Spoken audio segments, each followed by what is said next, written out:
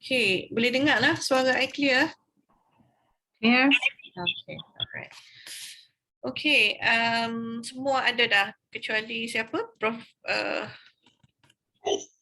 Prof. Nol, Dr. Hasbullah dengan Dr. Osman. Okay, alright. So kita mula dululah. Ina, boleh show the ni ya? Okay. Okay, terima kasih semua dapat hadir. Yang mana yang dapat hadir, ada yang tak dapat hadir sebab ada komitmen lain. So hopefully memang ada wakil-wakil daripada setiap modul. Okay, before we get started, memang kita Puan Ina dah hantar survey minta feedback from master trainers on basically on the kelemahan, penambahbaikan and everything else for the purpose of our discussion today. I know some have not, but that's okay. We will just share what we have received, and then we open for discussion for improvement, inshallah. Okay. All right, just a reminder of IEP. It's basically a program.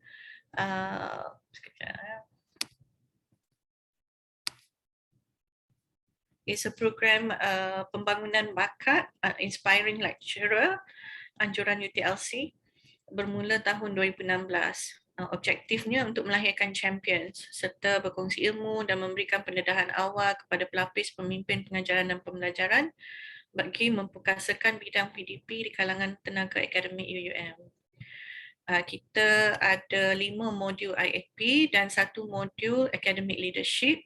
Semuanya berjalan secara 2 siri dan setiap satu siri itu berlangsung selama 2 hari. Okey, ini modul-modul kita semua familiar kan? Modul 6 Scholarship of Teaching and Learning diperkenalkan tahun lepas. Okay, next. Alright. Kalau kita lihat kepada diagram ini, didapati modul 1 Interactive Digital Learning IDL dan NEEL Nurturing Engage and Empowered Learners. Itu ada spelling error kot tak pasal. Dua ni telah berjaya menghasilkan facilitators ya. Yang kita harap satu hari nanti mereka ni bolehlah menjadi dilatih untuk menjadi master trainers. So diharap juga ada daripada modul yang lain sebab memandangkan ramai, kalau tengok senarai master trainer yang ada, ramai yang akan bersara dalam, saya rasa paling kurang pun dalam tempoh 2 tahun lah. Jadi memang kita perlu kepada pelapis. Okay. Mungkin benda ni kita boleh bincang lah nanti.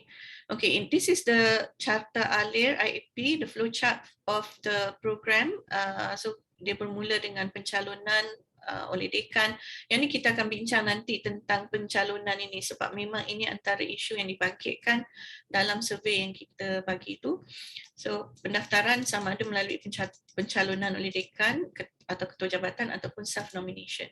Yang self-nomination ni biasanya yang berminat lah yang akan apply. Sejurus mereka menerima surat jemputan berserta dengan panduan tentang penglibatan mereka dalam IAP. Mereka akan menghadiri bengkel siri pertama yang memerlukan mereka menghantar tugasan untuk siri pertama. Dan jika mereka berjaya menyiapkan semua dan di-endorse oleh master trainer, maka mereka layak untuk menghadiri bengkel siri kedua. So kalau tak hantar tugasan tu memang dia tak boleh lah continue. Dan hasil daripada bengkel siri kedua sama juga, dia mempunyai tugasan dan laporan siri kedua dan membentang amalan terbaik dalam sesi perkongsian ataupun kolokium. Dan ini juga sama, jika gagal menyiapkan semua dan master trainer tak berpuas hati dengan tugasan, maka dianggap tidak lengkap. Tapi dengan melengkapkan dengan jayanya, maka kita akan dapatkan pengesahan daripada master trainers dan ini akan melayakkan peserta IAP ini untuk menyertai ISS Inspirational Scholars Symposium.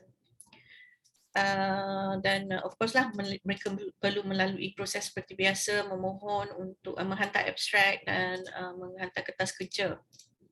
Dan di sini juga kita dapati ada masalah macam ISS tahun lepas di mana ada peserta yang tak sempatlah nak menyiapkan laporan mereka untuk kertas kerja mereka untuk dibawa masuk ke dalam proceeding. Ini juga ada ditimbulkan oleh master trainers tertentulah. Dan hasil daripada penglibatan mereka ni semua dalam 2 siri IAP ni, maka mereka layak untuk menerima sijil Award of Certificate bergantung kepada jenis kehadiran mereka lah. So kalau hadir bengkel tetapi tidak lengkap akan menerima sijil penyertaan sahaja, tapi hadir bengkel dan lengkap tugasan semua, master trainer puas hati, maka mereka akan menerima sijil penyertaan dan certificate of completion of IAP. Dan ini juga telah menimbulkan persoalan. So maka kalau mereka berjaya ni, of course lah berpeluang lah untuk dipilih oleh master trainer untuk diajak untuk menjadi facilitator. Cuma juga ditimbulkan soalan apa berlaku selepas ni. So ini juga kita akan bincang selepas ni lah. So that's the whole process of IAP. Right?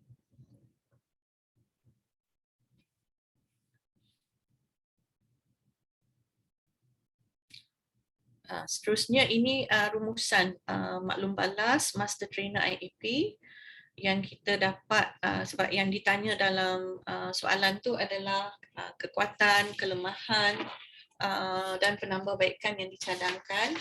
So berdasarkan senarai cadangan semua tu kita bahagi kepada pembandingan antara kelemahan dan penambahbaikan lah yang dicadangkan, atau yang UTLC sendiri setelah berbincang yang kami nampak mungkin tindakan yang boleh diambil lah. So salah satu kelemahan yang ditimbulkan adalah masalah kesungguhan peserta yang tidak berminat, yang terpaksa hadir kerana dicalonkan oleh didikan terpaksa rela lah ni, dan kehadiran dan tugasan yang tidak lengkap. Maka yang ini kami berbincang dan memikirkan, ini open for discussion ya, afterwards, mencadangkan supaya kita letak kriteria pencalonan peserta di mana mereka, sebab ada kes di mana peserta yang dihantar untuk menyertai adalah mereka yang tutor yang baru balik dari PhD.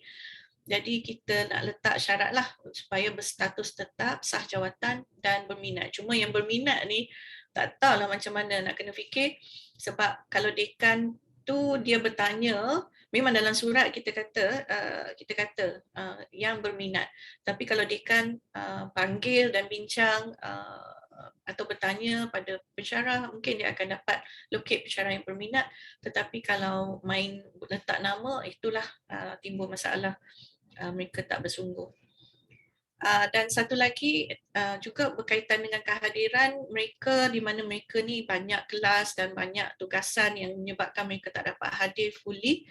So dicadangkanlah supaya kehadiran ke bengkel IAP ni dijadikan tugas rasmi, sebab mereka ada surat jemputan yang rasanya boleh digunakan untuk mereka upload sebagai tugas rasmi.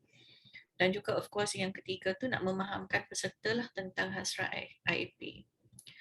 Kelemahan kedua yang ditimbulkan adalah peserta tidak mendapat maklumat tentang perjalanan modul IAP. Yang ni rasanya tak betul lah.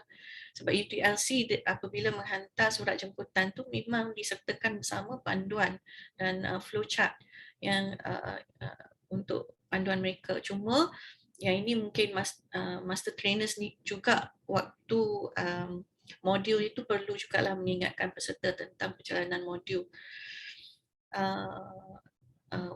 Kelemahan yang ketiga, peserta tidak sempat melaksanakan praktikal di dalam kelas lah, contoh macam PBL, dan saya dengar alternative assessment dan yang lain jugalah yang menyukarkan kepada mereka untuk menghasilkan kertas kerja untuk pembentangan di ISS, kerana yang di cover dalam 2 modul lebih bersifat teori, aplikasi dalam kuliah tu mereka tak sempat.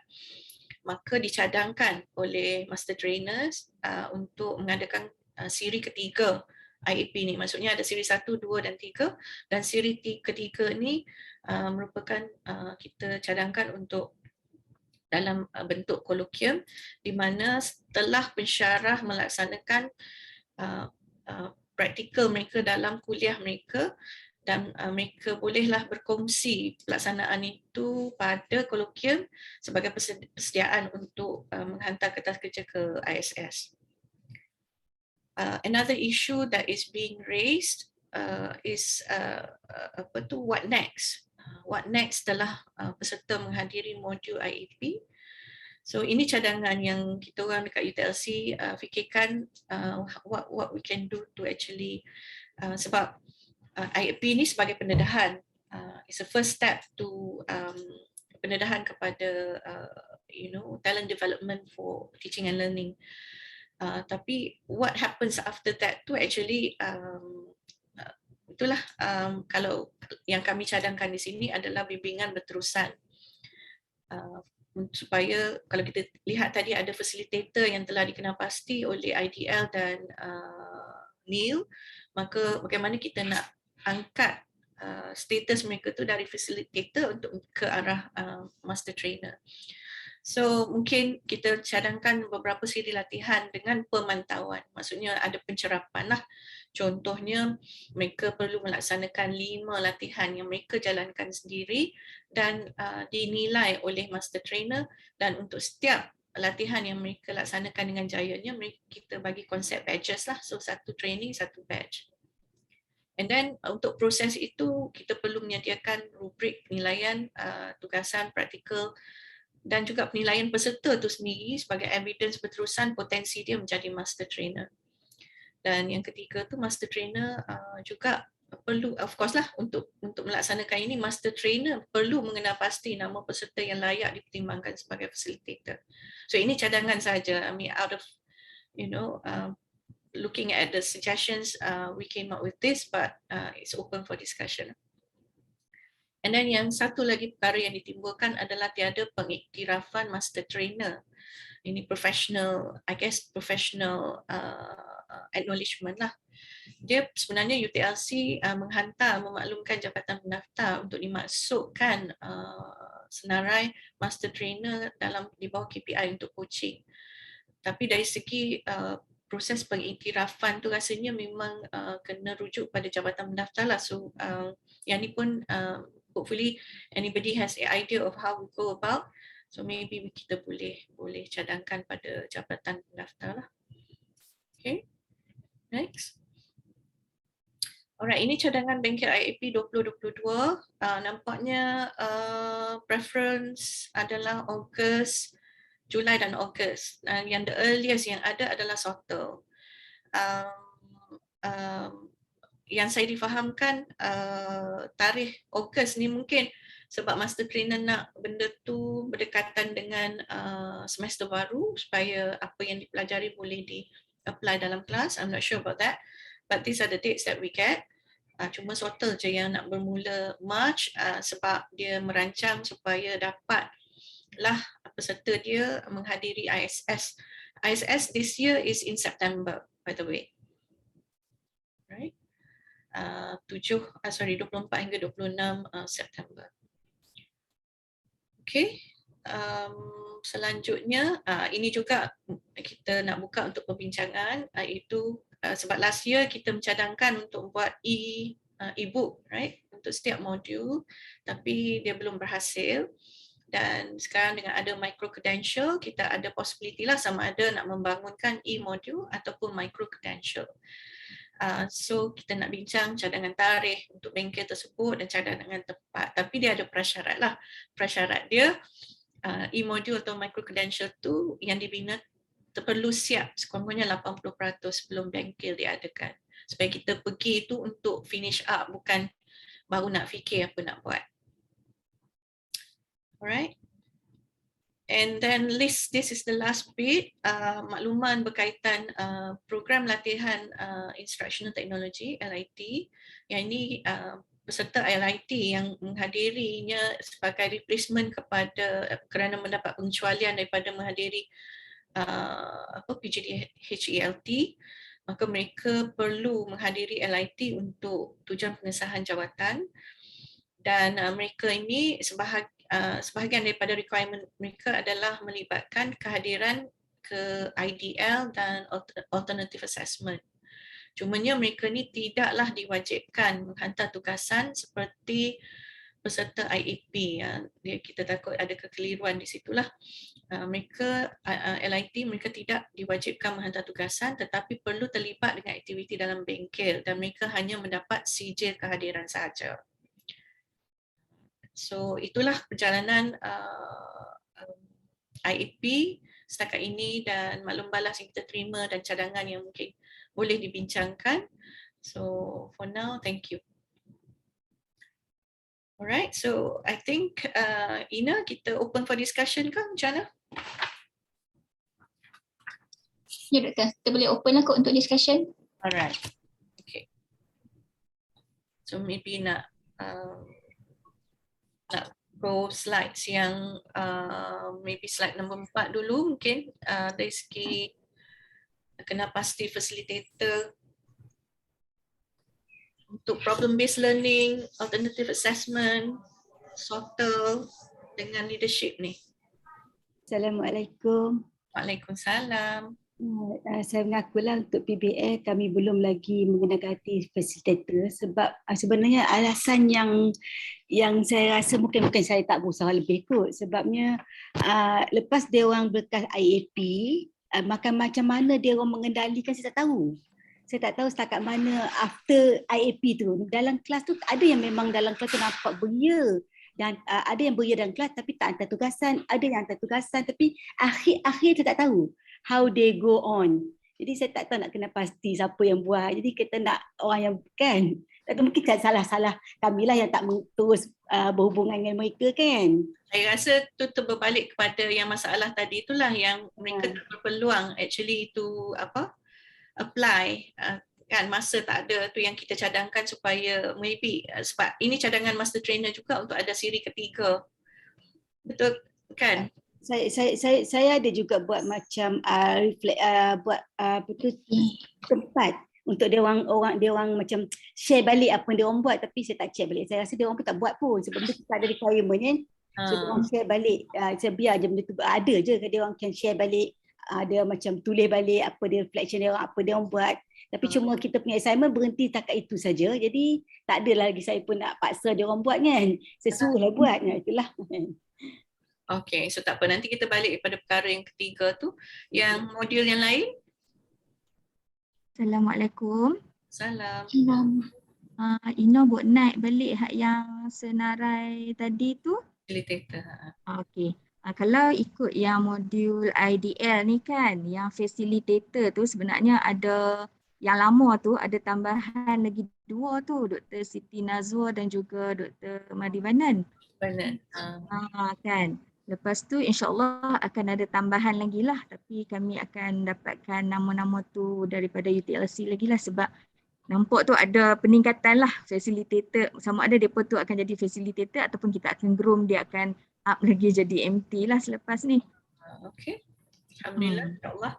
Okay, alright. Thank you Dr. Linda. Next, Neil ada lagi ketambahan?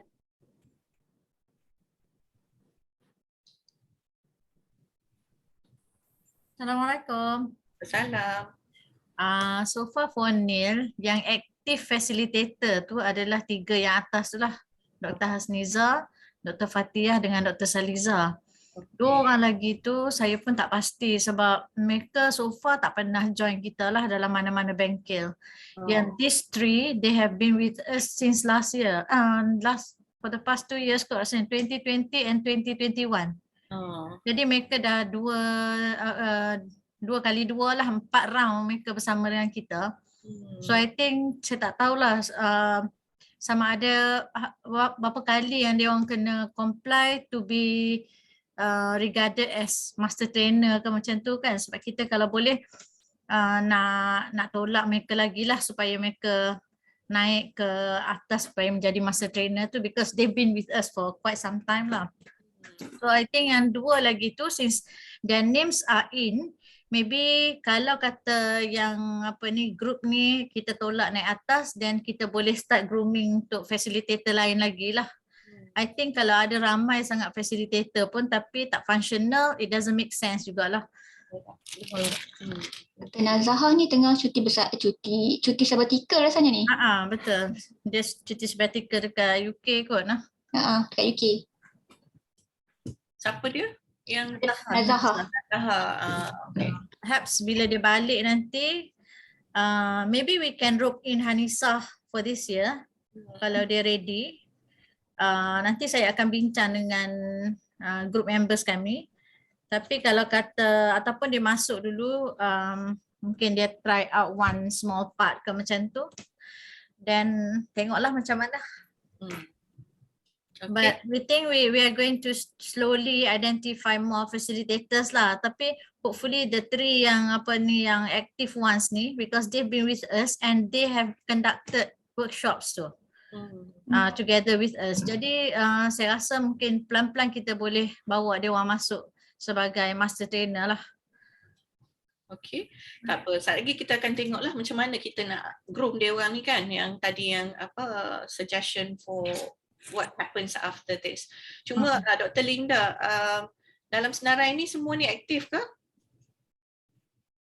Kalau ikut yang saya punya kan kami combine interactive lecture dengan e-learning kan. Kalau yang kami punya interactive lecture tu Dr. Khairul, Dr. Siti Nazwa, Dr. Mardiwanan tu nampak tu memang aktif lah. Yang Dr. Siti Seri Delima sampai Dr. Arfan tu mungkin Dr. Hasbullah ataupun Dr. Osman boleh clarify lah. Tapi aktif sebab rasa yang last kita punya tu memang mereka involve. Assalamualaikum. Ya, untuk yang siri kedua tu yang betul-betul aktif tu yang keempat tu lah, yang Dr. Johaida hingga Dr. Nurhaiza. Dr. Arfan ni mungkin problem sikit sebab dia di OIA KL kan. Tak silap. Jadi itulah kita buat di sini. Dr. Syamila saya tak pasti. Tak tahulah, Dr. Linda dia terlibat dengan siri 1 ke? Dok. Itulah saya pun tak ada juga dalam senarai saya tu. Cuma yang untuk siri kedua tu, yang itulah, yang 4 tu. Dr. Johaida hingga Dr. Nurhaiza tu yang terlibat dengan kami hari tu. Sama-sama handle bengkel. Yang lain-lain ni kita remove dulu lah. Boleh? Nak tanya, adakah yang yang attend IAP hari tu semuanya layak sebagai champion ke macam mana? So kita yang kena decide ke macam mana? So masing-masing dah lalui training program tu kan. Dia memang dia conduct training dekat school level apa semua tu. So siapa yang membuat pemilihan untuk jadi facilitator ataupun champion tu? Master trainer yang pilih doktor. Okey, berdasarkan kriteria apa-apa Ada certain kriteria ke juga? Yang itu yang nanti kita nak tengok tu kriteria dan rubric tu yang mungkin kita kena tengok balik macam mana kita nak identify that apa mereka ni memang boleh di-groom further lah. Sebab kalau ikutkan one shot je hari tu, kita rasa macam banyak lagi lah benda yang dia kena belajar dari segi misalnya ada request yang kata memang dia nak untuk sorter lah basically kan, dia nak more input on banyak benda lah, developing sorter intervention, conducting sorter research. Jadi benda-benda yang lebih kepada metodologi tu yang dia perlukan kan. Sebab itu yang membezakan antara sorter dengan any other research sebenarnya kan. Jadi itulah kami tak decide pun lagi siapa dia yang champion tu. Tapi sebab yang mana yang attend hari tu adalah rungutan juga. Dia kata kenapa dia tak dapat sertifikat master trainer. Jadi kita pun macam tak tahu nak cakap macam mana. So kita kata ini urusan UTLC lah. So depa dengan harapan bila dia masuk tu dia rasa dia memang layak untuk jadi master trainer. So itu mungkin benda yang perlu perbincangan lah. Kita pun kurang jelas tentang perjalanan modul ni. what's next kan. Dia attend kursus baru, dia tak jadi master trainer lagi. Tapi itulah ada dah, memang ada kenapa dia tak jadi master trainer. Itulah dia nak certificate as a master trainer tu. Yang ni baru pendedahan awal tu doktor. So mungkin penjelasan UTLC tu kena bagi lebih jelas lah dekat trainees tu. Apa yang kita expect lepas pada habis kursus ni, dia dapat sertifikat ni, apa yang dia layak sebagai, with the certificate tu dia boleh guna untuk apa. Misalnya macam tu je lah. Ini pendedahan awal yang sebab ialah mungkin salah faham. Dia ingat terus dia hadir ni dia dapat jadi master trainer. That's not true lah. Ini pendedahan awal yang dia secara independen sebenarnya, kalau dia betul-betul berminat, dia kenalah juga memikirkan macam mana dia nak bawa diri dia di samping bekerjasama dengan master trainers tu. Tak apa, saat lagi kita akan lihat yang cadangan tadi, yang bagaimana kita boleh tapi the willingness has to come from the master trainer themselves to facilitate in grooming these facilitators, kan?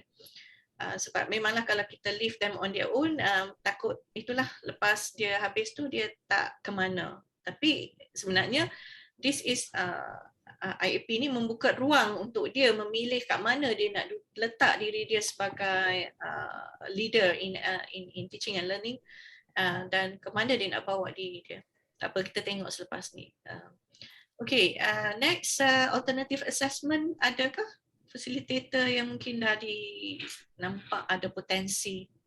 Okay, Assalamualaikum. Okay. So untuk alternative assessment ni, kita pun ada macam isu macam PBL jugalah. Kita tak tahu what happen actually after they have attended the training kan. So insyaAllah we have a few in our mind. Kita dah discuss sikit. Dan insyaAllah lah nanti kita akan beritahu lah later siapa yang kita rasa layak untuk jadi facilitator.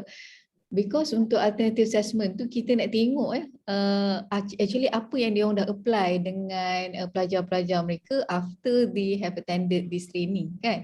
So based on dia orang punya apa yang dia orang dah practice tu, baru kita boleh really identify lah siapa yang betul-betul layak untuk jadi facilitator, and hopefully dia orang boleh jadi master trainer lah after this. Okay, good. Alright, so Dr. Aizan tadi dah ni kan, nak kena tengok balik lah benda ni. Prof Rusna, academic leadership style. Assalamualaikum. Waalaikumsalam. Last year tak buat. Yeah. Dia actually, I pun confused juga untuk program ni sebab kebanyakannya banyak skill kan. Banyak skill enhancement, tapi yang ni macam leadership, lebih pada leadership training. So dulu yang kita panggil mula-mula tu HOD kan? Ya, kita panggil yang mula-mula dulu kita buat at least kita panggil yang scholars yang level apa ni macam penyelaras ataupun ketua jabatan yang bawah umur 45 tahun kot. Okey, saya pun kurang pasti sama ada kita berhasrat untuk train dia jadi master trainer atau train capacity dia sebagai pemimpin. Nak dua sekali, serentak. Untuk academic leadership ni dia lain sikit daripada IAP. Adakah kita perlu ambil orang senior, early 50s ke untuk memimpin junior sebagai mentor? Itu pun saya kena fikir balik bila dengar-dengar semua ni. Last year memang saya tak buat sebab untuk khusus ni I think I prefer face to face. Sebab dia leadership is different. It's about feeling, emotion, eye contact, bonding, networking. Memanglah dekat online pun boleh, tapi I'm a traditional one, and I think knowing our culture here, I prefer yang betul committed datang face to face. Small group okay, tapi yang betul-betul orang kata datang untuk belajar, bukan untuk dapat sertifikat semata-mata. So yang ni Prof akan tengok balik lah dari segi sama what. Itu I nak tanya UTLC, hala tuju yang ini ni, adakah kita nak lahirkan master trainer di kalangan pemimpin sedia ada ataupun kita ambil yang betul-betul dah ready untuk sebagai role model? Mereka ni adalah role model, bukan ambil sebarangan yang you know what I mean? Yang betul role model untuk memberi, jangan bagi ajaran sesat lah kepada yang muda. Yalah. Yelah, sepatutnya leader tu dia mestilah ada pengalaman in leadership pun, betul tak? Supaya Yes, mantan-mantan dekan ke, mantan KJ ke, tapi yang ada integrity, ada scholarly integrity. betul.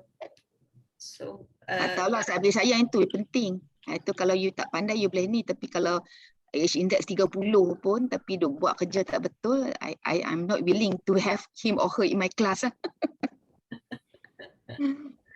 okay, yeah, something to macam mana kita Partisipan ni nak open ke, nak dekan pilih ke, ataupun kita pilih?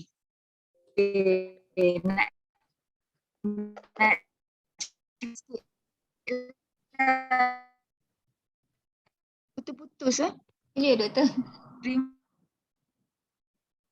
tak dengar lah Linda.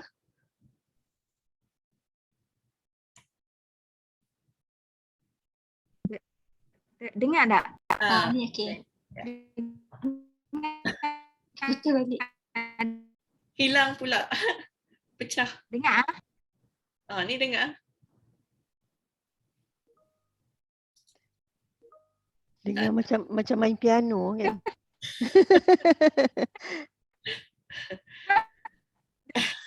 Hilang. Tak dengar. Pecah-pecah. Buat malu yang suara tu saya ni. Tak boleh. Ada kat mana ni? Dok. Pecah. Office. Oh. Okay. Maybe. Tak apa. Breaking voice. Maybe boleh type kot Linda. Dalam chat. Yeah. Can I say something? Yeah. Ni macam I was just thinking out loud. Kalau kita tengok macam list of facilitator ataupun potential champions tadi kan, would it be okay kalau macam kita cari dalam kalangan mereka tu untuk kita groom as leaders for learning, I would say, not really leaders yang macam apa ni, more to administrative. Tak tahulah, I'm just thinking aloud. You mean leader in relation to number 6 atau Number 6. Number 6. Oh, okay. So instead of just training them to be leaders of administrative punya post, but you also train them to be leaders in the field lah. Maksudnya. Macam tadi pun kita dapat a few master trainers saying that they wouldn't know how to identify the leaders among those yang attended the workshop semua tu kan. Jadi probably kita macam boleh ambil balik semua yang dah pernah hadir tu ke, and then get them to come to the academic leadership punya platform, and then from there maybe siapa yang complete the assignment ke apa, then perhaps those are the ones yang kita boleh propose sebagai potential facilitator lah kot. Maksudnya whether mereka attend IDL ke, NIL ke, PBL ke apa, after the completion of the series tu, they will go through 6 juga. Ya. Maksudnya then from there baru kita tengok mereka betul-betul berminat ke tak, and these are the potential leaders for learning lah, I mean more to academic leaders. No, it's open for discussion. What do the rest think? Apa keperluan kita? Apa keperluan mendesak UUM?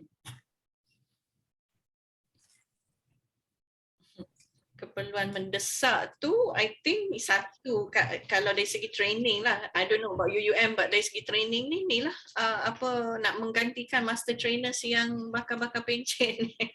yang tu agak mendesak jugalah kan. Yang itu through latihan IEP tu dah cukup lah, setiap modul dah ada dah succession planningnya situ.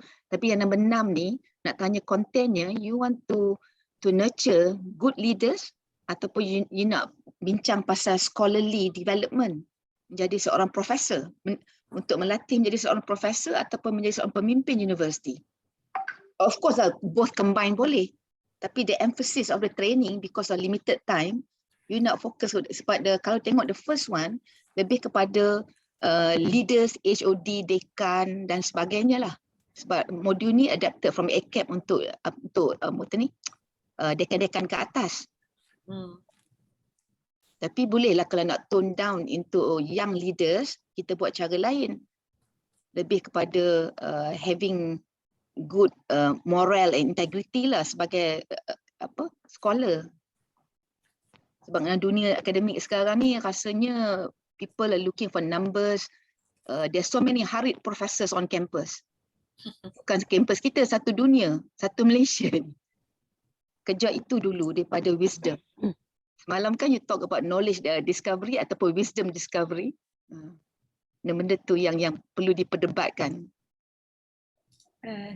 Saya kalau boleh saya teringat je kan masa baru lantikan jawatan kita punya pemegang jawatan baru ni ada yang terdengar mereka nak yang orang muda yang jadi teman dekan dan sebagainya kan. Saya rasa betul juga kalau kita kekalkan modul ini untuk memimpin mereka, supaya kita di universiti ni ada pemimpin-pemimpin yang betul-betul dikatakan sebagai pemimpin. So, saya rasa kalau kita boleh buka kepada timbalan dekan yang baru dilantik ni untuk mengikuti modul ni pun saya rasa boleh dipertimbangkan tak? Okay, that's a good suggestion. And at the same time saya juga bincang dengan Prof Yani, kalau I nak bawa Prof Yani join sekali buat benda ni. Orang yang berpengalaman kan. Senior lah, sebagai dia muda dari saya, so dia pelapis untuk Dr. Faika pun sama juga, tapi Faika pencen dah setahunnya kemudian. Ambil orang yang 5 tahun pencen selepas saya. Prof, mungkin itulah kod yang dihasratkan sebagai FESI ni, Prof. Maksud dia sebagai dia masuk tu sebagai satu observe your style semua tu kan, ataupun ni. And then dia juga boleh chip in lah, dia punya pengalaman juga dalam membantu modul tu sendiri lah. Itulah saya rasa lah. Okay, ya, betul-betul. Setuju. So maybe module 6 ni Prof dan Dr. Tengku mungkin boleh look back at what should be the coverage of whether nak fokus pada pengurusan ataupun both academic leadership. I think that's a good idea because we do need to kind of groom the right people for the right job and for integrity and everything. So how itulah. Okay. Normally we're targeting at about 30 per session kan, Sari? Ina 30 ke? Maksimum lah. Maksimum 30 lah, tapi selalunya kita dapat dalam 20 participant. Good enough. Yeah. Good size lah. Okay. So number 6 tu lah, it's open for further discussion on how that should go about lah. Memang betul lah kalau macam Dr. Zuaini kata, kalau dah memang targetnya adalah young leaders, dan memang perlulah this training for them so that adalah channel for them to actually learn the right way to be leaders. And yes, and the young timbalan dekan memang that should be the target. Feedback daripada bekas peserta tu Dr. Linda. Bekas peserta Alice hari tu. Dia kata memang best, luahan dari peserta Alice, tambah-tambah memang the best poster award. Oh, menang best poster. Ya, kita buat dekat Dewan Mas. Masa PIP. So, and that's good for academic integrity, which is true. You are in need of that. Okay, so yang tu module 6 memang kena tengok balik lah. Alright, shall we move to the next slide, basically running of the whole program. Ataupun flowchart tu kita skip Sat, kita pergi pada number 6 dulu. Okay, number 6 ni ini yang perkara-perkara yang telah ditimbulkan dalam responses and penambahbaikan yang dicadangkan lah.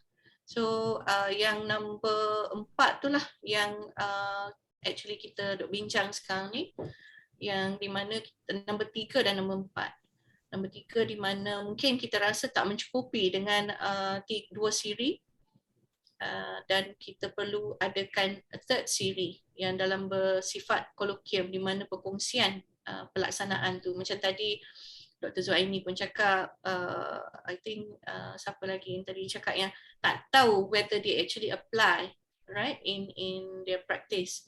So maybe this will be very helpful yang nombor 3 ni.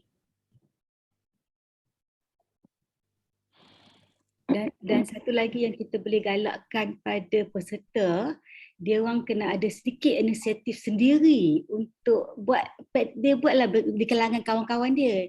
Dia initiate lah macam training dekat school dia, kat department dia ke, so dia inform kita ataupun dia buat rakaman ke pada dia punya dia punya training tu ke. Jadi kita boleh nampak dia nak kesungguhan dia nak buat, dia try and then dia share dengan kawan-kawan. Tu boleh kita galakkan. Ya, betul, sebab kalau kita tengok rakan-rakan kita yang dah senior pun ramai yang bukan visibility mereka tu bukan bergantung kepada satu pusat ataupun satu jabatan yang mengasap mereka, tapi mereka sendiri yang mencari macam mana nak make themselves visible, betul tak? Rasa perlu ada support team macam semalam kan when you were sharing about action research tu, there must be a community practice to support them. Leave them on their own, I think. Kita sibuk kan, tak perasan pun. Tapi kalau ada support group that can motivate each other and support, jumpalah sebulan sekali ke, minum. Tak tahulah kot UTLC nak support cara macam mana ataupun master trainer sendiri punya inisiatif lah. There must be bonding lah among the trainers to make it happen. Sebab tu komitmen the what next tu nombor 4 tu, 4A tu, di mana kita adakan bimbingan secara berterusan selain kita tambah, tak tahulah you all setuju tak tambah siri ketiga tu, tapi yang keempat itu bimbingan secara berterusan tu, di mana macam Dr. Zuaini kata mereka melaksanakan beberapa siri latihan dengan ada pemantauan lah, tapi pemantauan yang bagaimana tu tak pasti. Cumanya dengan inisiatif dia sendiri atau dengan proses dia sebagai facilitator tu sendiri, maka as facilitator dia juga dinilai. Bukan setakat dia melaksanakan, tapi dia juga dinilai oleh master trainer untuk lihat kebolehan dia, potensi dia untuk dijadikan. Tapi saya setuju. Kalau I boleh share pengalaman lah kan, tapi ini pengalaman lama, 2007 dulu kita buat, waktu kita mula-mula buat PBL ni, because ni saya bagi contoh PBL lah. PBL ni sangat, saya rasa sukar lah kalau kita tak betul-betul ada determination to do it, because it take a lot of time, tapi once dia dah buat, dia dah okay. So macam kita buat dulu, kita daripada 150 orang peserta tu, tinggal beberapa kerat saja, itu pun after 6 series. So 6 series tu saya rasa dia lebih rasa macam dia dah practice one semester, lepas tu kita duduk balik buat presentation, buat sharing. So macam you kata tu, kita buat mentoring ataupun kalau betul-betul kita nak bagi jadi tu, maksudnya memang dia kena ada satu tempoh yang panjang untuk kita menilai. Kita tak perlu bayaran lah untuk 4, 5, 6 tu kan, tapi mungkin kita kata sharing section tu kita akan sediakan platform untuk peserta-peserta kita yang dah go through this training ni, untuk kita buat satu kolokium, untuk kita patah balik dan kita buat pemantauan. And I think I like the idea that untuk kita ada penerusan untuk master trainers ni, dia kena jadi, dia tak boleh atas paper tu, tapi dia kena buat dalam kelas dia, so kita boleh guide dia, mungkin kita boleh join dia punya tu. Maksudnya master trainer kena be willing lah to go to work with this possible champions ni throughout lah kan. Tapi memang sebenarnya kita kan sibuk macam-macam kan. Kadang-kadang kita memang nampak macam cantik, nampak boleh, tapi bila come to the nak buat tu kita masih bisa sibuk. Jadi memang support tu kena ada.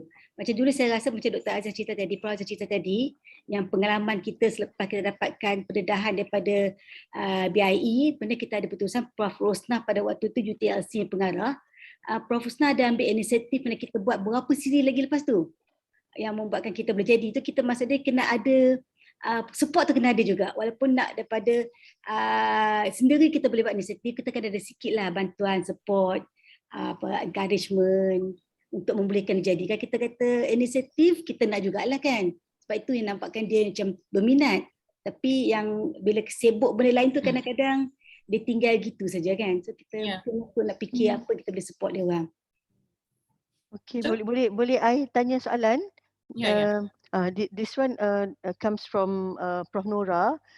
Dia tanya about what counts as a master trainer, number of hours fulfilled as trainers, or an assessment of their performance via portfolio, etc. Jadi benda-benda tu lah, kriteria tu lah rasanya UTLC perlu tetapkan lah untuk menyenangkan kita buat continuous mentoring dengan kita punya future facilitators ni. Itu yang ada 4A, 4B dan 4C tu. Yang kita first, you kena identify siapa yang you rasa ada potensi, yang 4C tu. Dan juga kita perlu bekerja bersamalah untuk menyediakan, sebab setiap master trainer tu modul dia berbeza. Jadi untuk Neil contohnya, untuk Sauter contohnya, what makes that person a champion? So rubrik penilaian dan sebagainya rasanya perlu ada, sebab kalau kita kata macam kita just jumpa macam tu saja, yang kita guide dia macam tu saja, rasanya mungkin ada yang tak nampak that you know I have to commit to this thing, takut lepas tu ada attrition rate lah. So kalau saya memang saya rasa lah kalau perlu memang kita adakan yang siri 3 tu, but to go to siri 4, siri 5, siri 6 tu I'm not sure lah. You know, but sebab kalau kata setiap siri tu ada 2 hari, siri 3 juga kita buat 2 hari. Adakah kita perlu lagi selepas tu untuk ada siri, ataupun kita nak fisabilillah dan kita just jumpa mereka and tanya how they are doing and so on.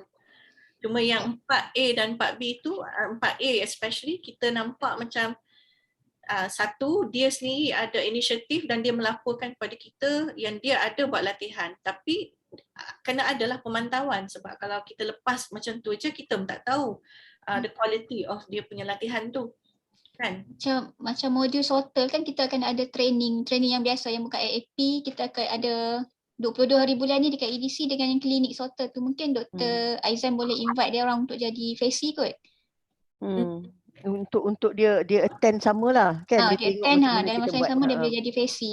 Dia jadi FACI betul. Jadi co-facilitator lah, dia kena berganding kita dulu. Bagi session dia cakap 10 minit ke apa ke.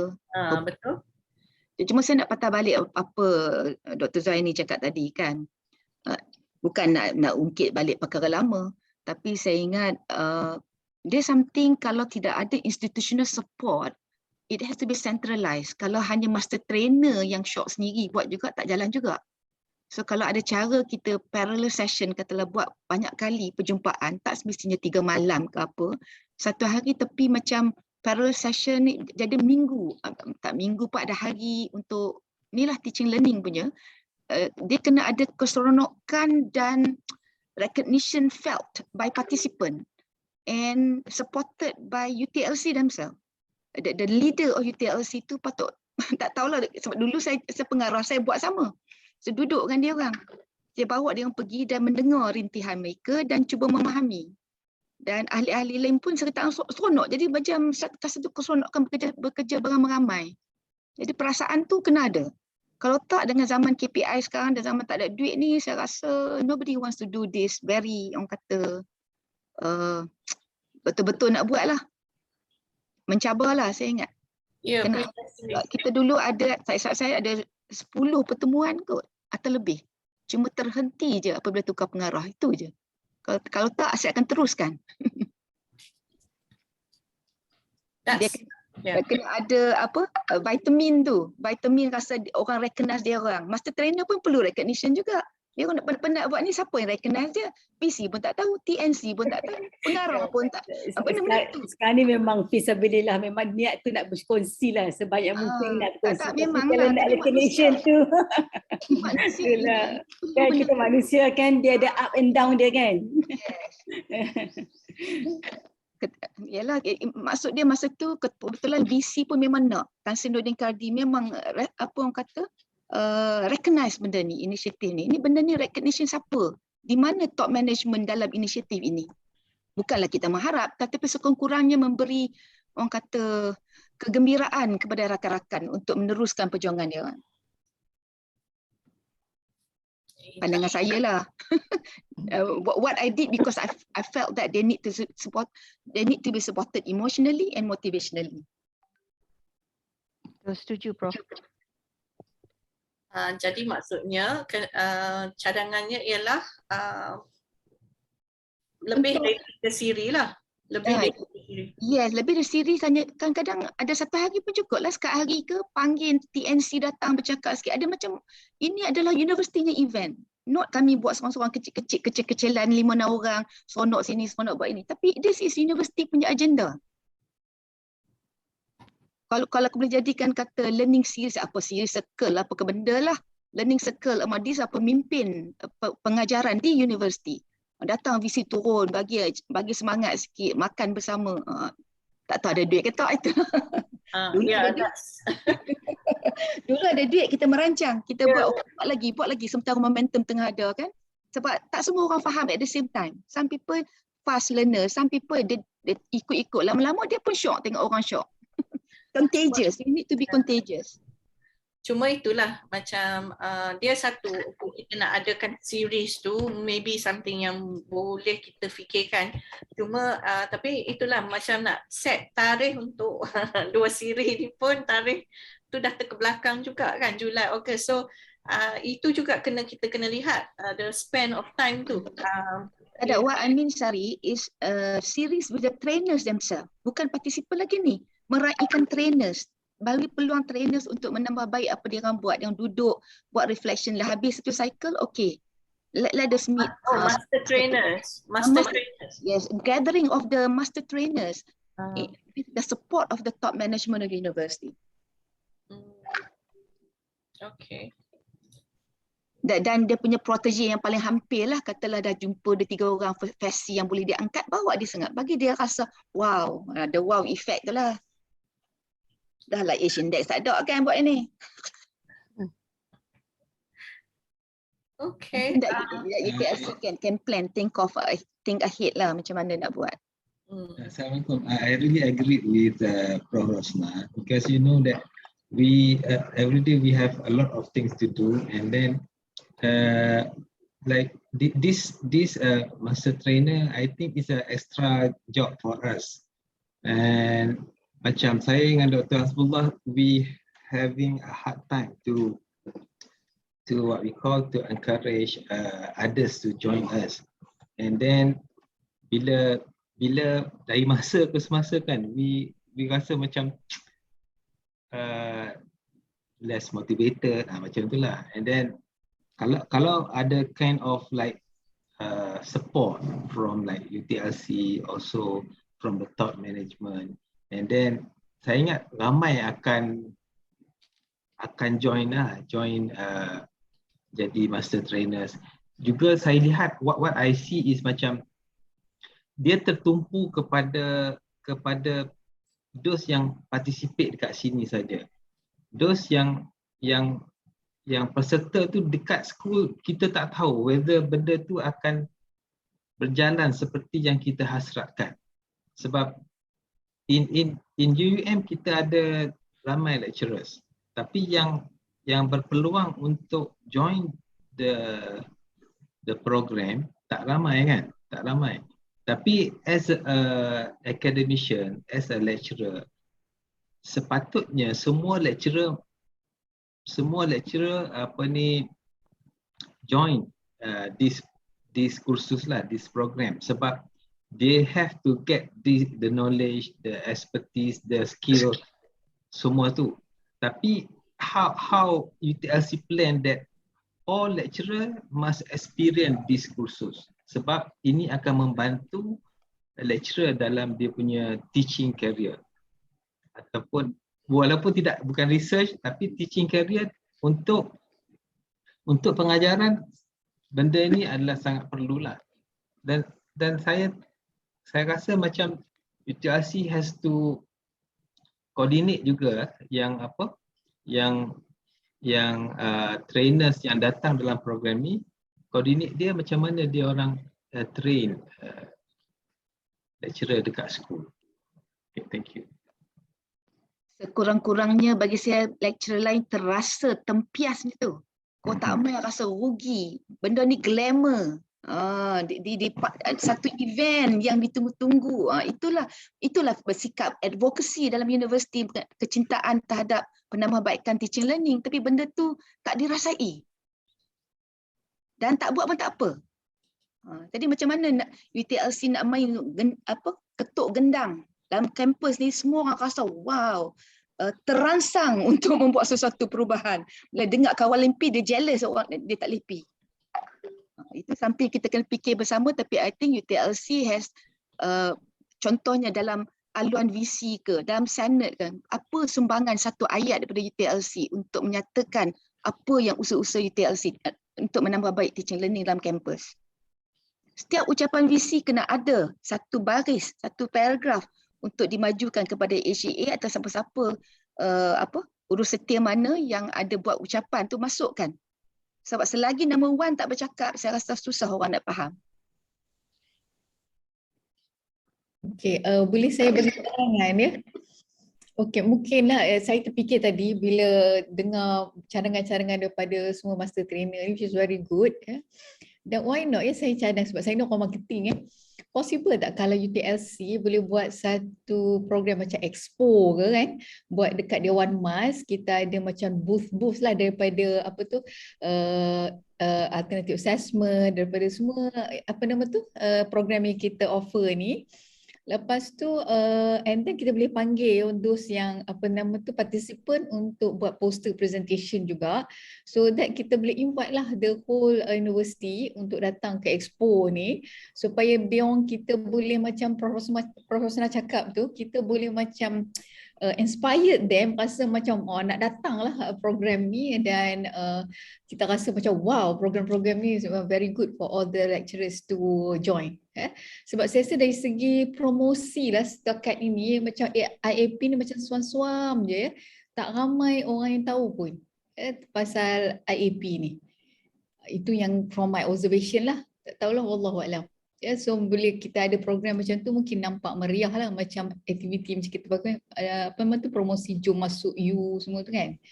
So tapi kita buat macam konsepnya macam tu, tapi at the same time kita boleh promote dan kita boleh bagi dia juga participant untuk present apa yang dia orang dah apply after they attended the training. Wallahualam. Boleh buat forum ke wacana yang orang kata topik-topik yang hangat sikit. Betul. Lepas tu ada sesi-sesi kita panggil ada speaker kan, cakap dekat atas pentas ke kan. So kita boleh buat ni lah juga live ke kan. So nampak macam meriah lah. Orang marketing dah tolong lah. Boleh, tapi UTLC terror dah. Prof. Ni apa Prof Aziz, RMC-nya event je, you duk naik dulu. Allah, itulah saya rasa saya nampak macam itulah kan, boleh panggil VC bagi ucapan perasmian ke, macam Prof kata tu, number one kena cakap lah to promote this kita punya UTLC punya training program ni. Terutama pula TNCA bercakap dengan dekan-dekan ni. Dekan-dekan ni faham tak apa UTLC dah buat? Sebab dia kadang-kadang hantar orang ikut teradap je. Sorry to say. Saya pun minta maaf nak kata jugalah kan, kadang-kadang asalnya HEA pun kurang faham sebab dia buat keputusan kadang-kadang tu kan, dia buat arahan ataupun keputusan untuk teaching learning ni, saya rasa macam dia tak faham ke kan, orang HEA tu nak kena difahamkan hasrat kita ni kan, dia macam UTLC kena 4 kali setahun paling kurang berjumpa dengan TNCA. Saya peringkat HE tu sekarang ni makin Masa saya TNCA dulu saya faham dan saya sering berjumpa dengan pengarah bertanya. Jadi itu nadi HEA ada dekat UTLC. ya. Tapi proses setujulah sebab saya rasalah banyak pensyarah ni masih lagi nak guna traditional approach. Sedangkan teaching and learning dah kita kata dah terlalu banyak perubahan. It's very dynamic, yeah. And then kita punya student background is totally different. So the new approach has to be in place lah for all the lecturers to apply. Saya hampir tak nak buat PBA dah tahun semester depan tu. Apa? Sebab bila dia online tu dia kata kita kena face to face, dia bagi kita DKG. Dia pindah kita ke DKG untuk buat face to face. Saya rasa dia pun tak nak kita buat dekat benda ni. Dia saya beritahu kat dia, bujuk dekan saya dekat sini. Dekan saya cuba uruskan semalam juga untuk pindahkan saya bilik yang lebih sesuai.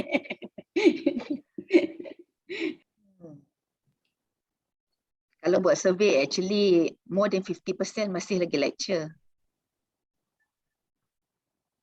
Tak apa, kita ambil maklum all these suggestions. Kita tengoklah ke mana way forward for this sebab that's a lot.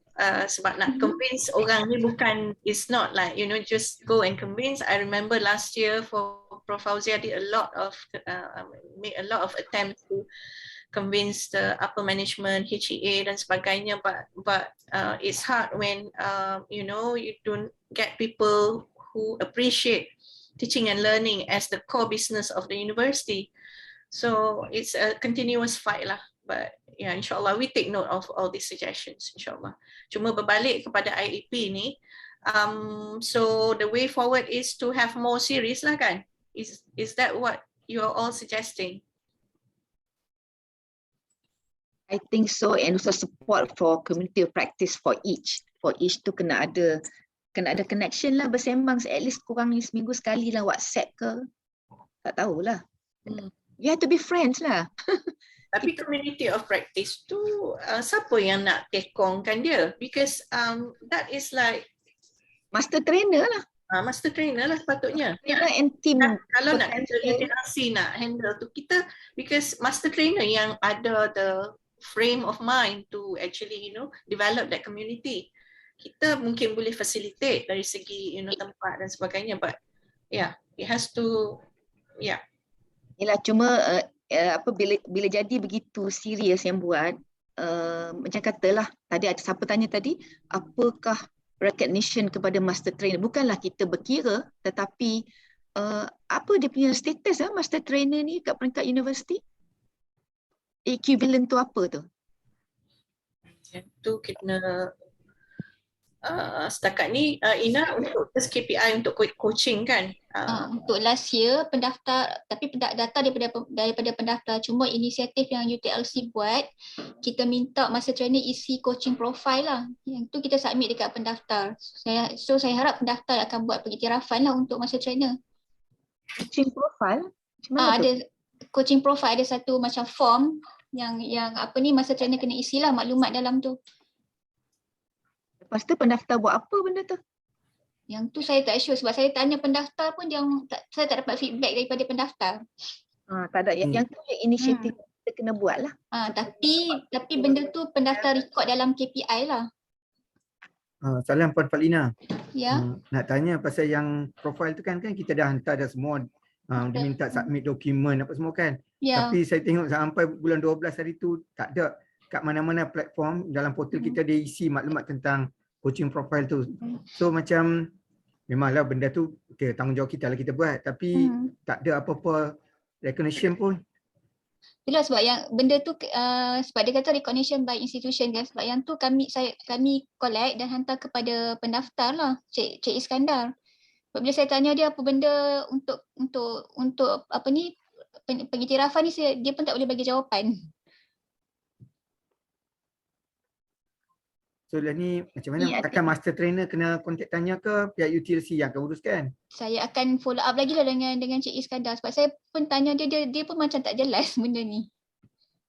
Senang je, hantar surat apa yang UTLC rasa pengikirafannya kepada TNCA sebab dia pengurusi jawatankuasa kenaikan pangkat, ada kriteria kenaikan pangkat. Masukkan dalam tu.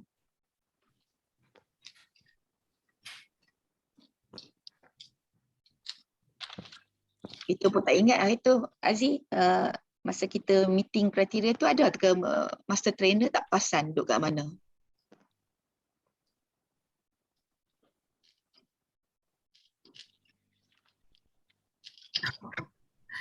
Okey, surat lantikan MT pun apabila ada kursus sahaja, tak ada lantikan formal sebagai MT.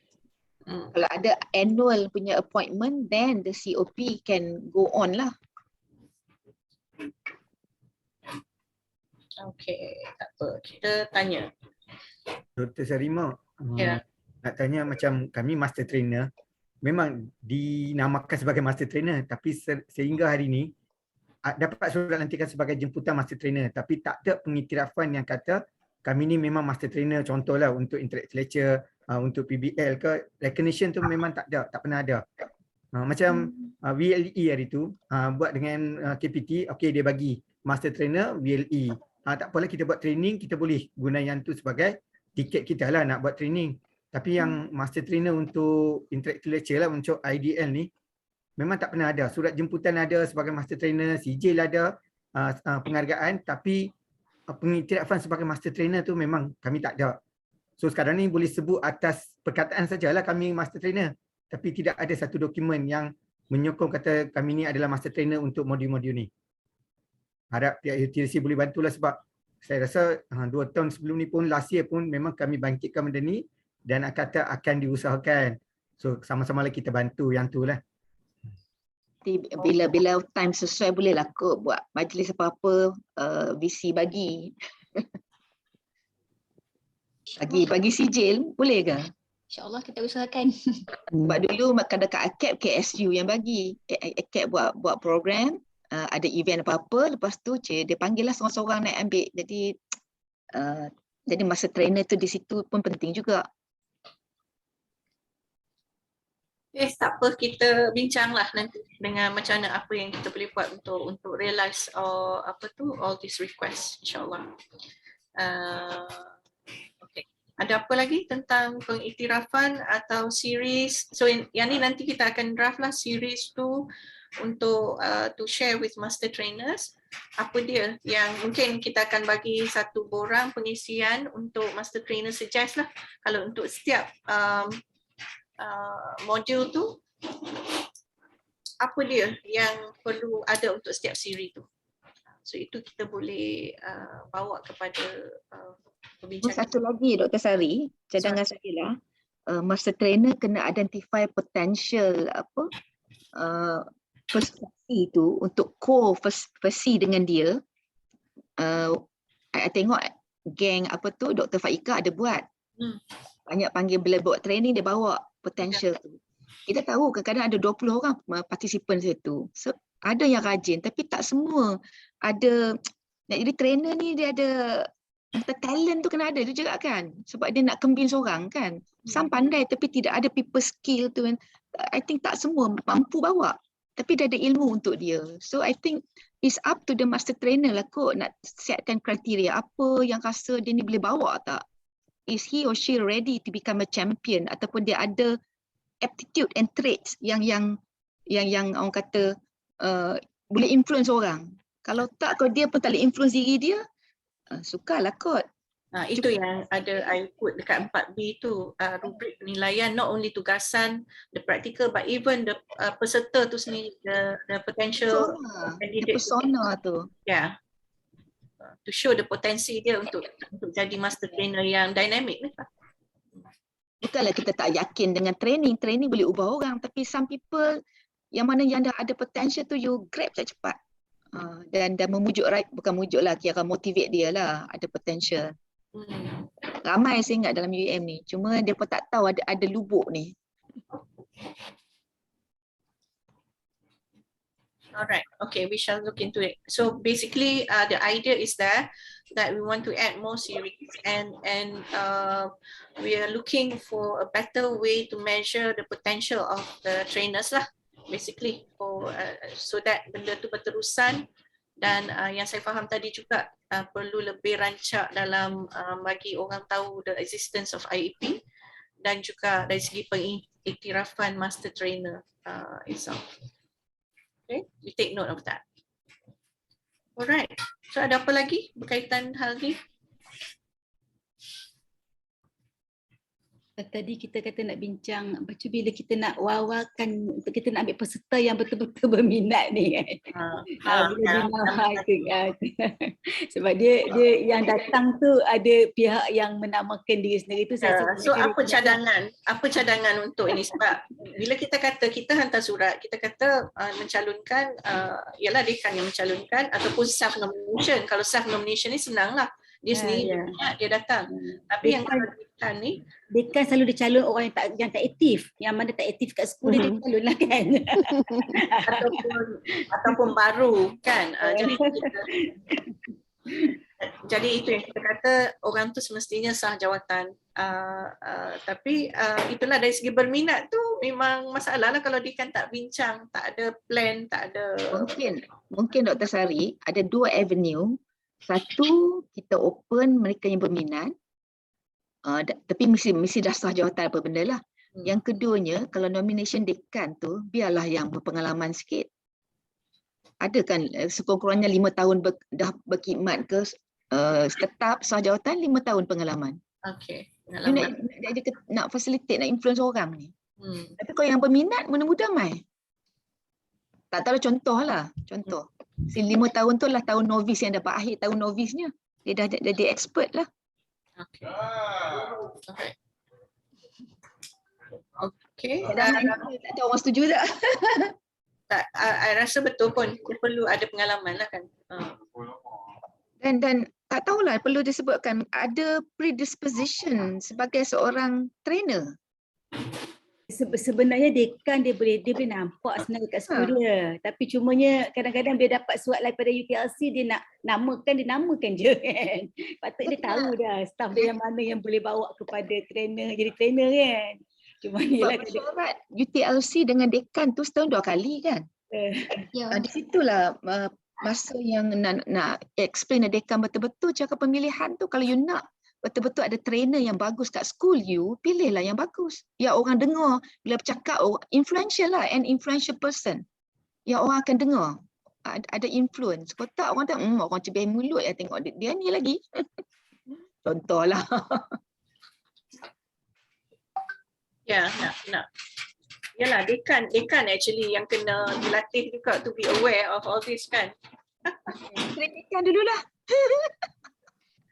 Bagi dekan faham. Aduh. Alright. Termasuk apa ni Elzad? Di sini tengah tukar lampu, bising sikit. Okay. So sah jawatan 5 tahun pengalaman dan boleh tak kata dekan perlu berbincang dengan potential apa, kalau boleh cakap lagu tu agreement, janganlah paksa takkan jadi. Bukan perlulah dekan disarankan berbincang. Ya. Berbincang dengan calon. Actually berbincang di peringkat jabatan lah, telus buka kata siapa berminat ni, ketua jabatan, bincang dengan ketua jabatan, siapakah yang akan bantu jabatan ni.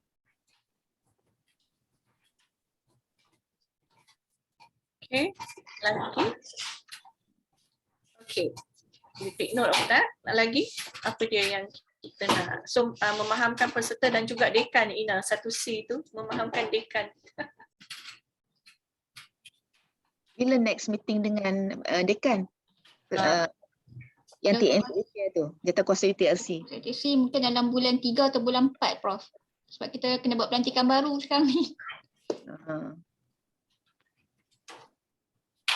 Patutnya awal tahun dan pertengahan tahun. Aku tunggu hujung tahun tak guna dah. InsyaAllah bulan 3, paling cepat bulan 3 insyaAllah. Tapi dia konvo pula. Okay. Apa lagi yang nak dibangkitkan? Rasanya kita dah sentuh semualah. Satu lagi yang saya memang terasa sangatlah bila kita buat, saya rasa lah PBN ni agak susah lah teknikal tak kan. Bila dia orang masuk keluar tu, dia orang tak datang tu. Dia orang miss, dia nak kata apa, dia kata dekan pagi ni ada bengkel curriculum review, dekan pagi ni meeting. Saya rasa nak kata tak boleh, dia pun dia kan jadi nak halang daripada tidak meninggalkan bengkel tu kan untuk sepenuhnya. Itu saya rasa setiap kali saya menghadapi benda yang sama. Dia memang dia tak boleh fokus komitmen dia dalam bengkel tu. Yang Dr. Aziz duk ajar kita buat waktu kelas. Saya tak mau. Saya rasa saya macam penat. Kita yang master trainer prepare macam-macam, tapi dia orang sendiri macam masuk keluar senang je kan. Jadi kalau saya rasa kalau dia masuk bengkel tu, masuklah dengan sepenuhnya. Kecuali beyond yang tak boleh kontrol kan, sakit demam kan. Tapi jangan alasan dekan panggil ni, saya rasa memang selalulah dalam satu kelas.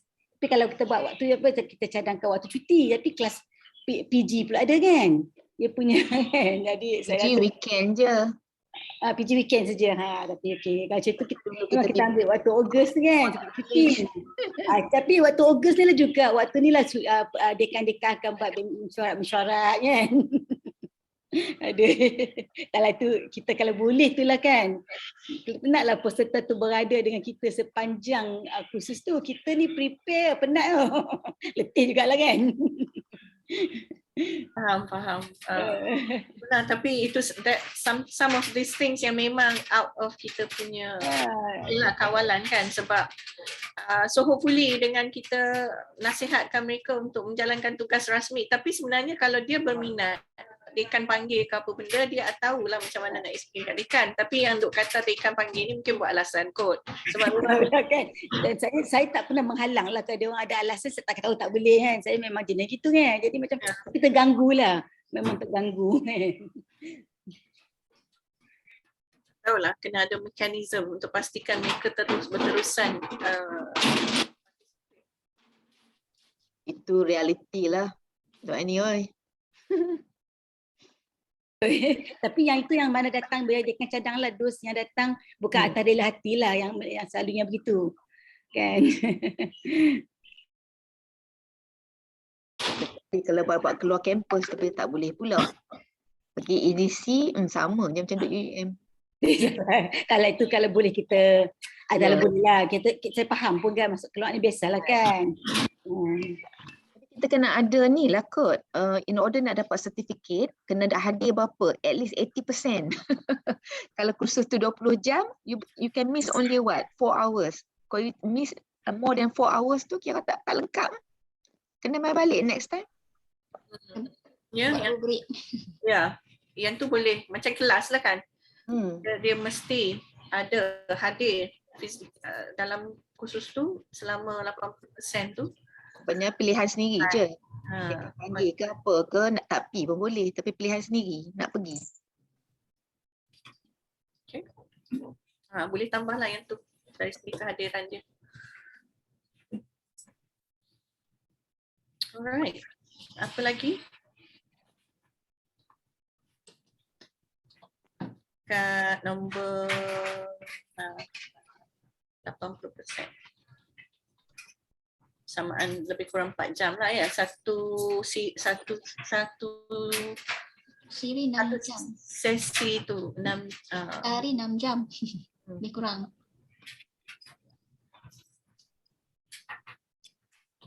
Okay. So I guess yang itulah we've covered.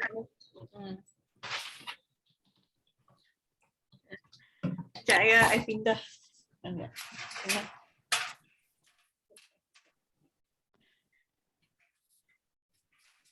Okay, next apa dia? Flowchart. Nak tengok ke flowchart tu? Ke rasa flowchart tu dah okay?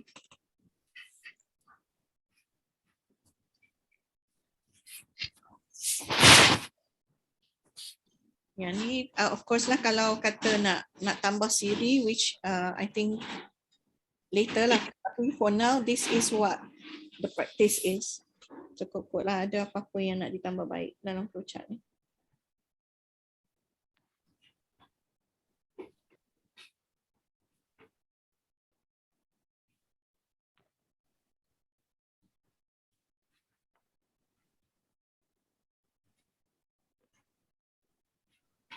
Okay, kalau okay, kita move on to the next.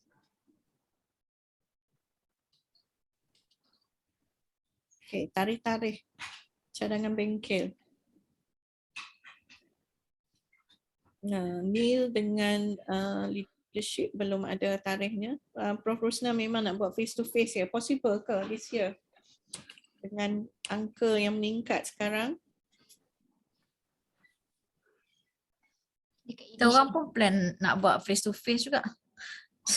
Sebab macam dah 2 years buat apa ni online kan. We are thinking of trying to change a bit that the kind of activities that we do. So macam we want to try to go for face to face lah. So ada cadangan tarikh tak? Oh, dia mesti we have not decided specifically, tapi maybe in March and July. March and July. Okay. Lebih kurang Oktober lah. And if let's say kalau kata macam boleh yang ada colloquium tu dulu sebelum seminar ISS tu, then perhaps yang pembentangan tu we would like to have it separately lah. Oh, yang siri 3 tu kan? Something like that. Yang kata macam tadi pun ada a few yang kata macam nak buat colloquium type tu kan, for the participants to present whatever that they have implemented in the classroom. Yeah. So we thought we would also like to have that kind of like session. I think kalau kita buat siri 3 tu all modules lah ada siri 3 kan. Kita tak mau macam ada modul 2 siri, ada modul yang 3 siri. So kalau kita buat semua sekali ada siri 3 lah. Okay, So, but we, yeah. Maybe you have to put it in the table lah. Yeah, yeah. That siri 3 tu maybe shorter lah kot. Macam half a day. Half a day presentation saja. So maksudnya from then onwards, setelah kita ada more series, it will be basically this sharing things lah kan? Sharing of the practice and sharing of challenges, how to improve, benda-benda macam tu lah, I think. Dan satu lagi yang saya nampak lah kan, sebab kita punya IIS September contoh sini, September atau Oktober, di mana dia orang tak sempat lagi nak apply dalam kelas. Jadi kalau kita buka tu macam tahun yang peserta tahun ni dia boleh masuk IIS tahun depan. Ya. Yang mana tak sempat. Ya. Ya, memang kita ada dalam plan macam tu lah. Kalau dia tak sempat this year memang kita, tapi dalam tempoh setahun tu je lah. Tak boleh lah drag bertahun-tahun. Ya, the flowing IIS lah kayaknya, bukan yang tekik yang kan. Ya. Okay. Ya, yang tu insya-Allah, sebab memang last year ISS pun tak semua dapat hadir. Kalau colloquium kita nak buat bila? Bulan 10 boleh? Oktober. Dan colloquium tu kita buat serentak semua ke macam mana ni? Kita buat macam tadi kata parallel session ke apa? Boleh juga masa ni kalau nak buat apa, poster ke, buat exhibition ke. Hari-hari apa, inovasi apa benda lah. Kalau yang poster presentation atau forum, saya cadang kita buat waktu pertandingan PIP. Bila tu? Bulan 8. Oh. Okey tak? Boleh buat pertandingan poster terus lah. Betul. Macam kita buat hari tu, Prof, yang 2019 kan kita buat untuk Alice tu. Kita buat pertandingan poster, lepas tu kita ada forum. Hari itulah kali ni panggil BC bagi sijil kepada apa, master trainer. InsyaAllah. Okay, kita usahakan insyaAllah.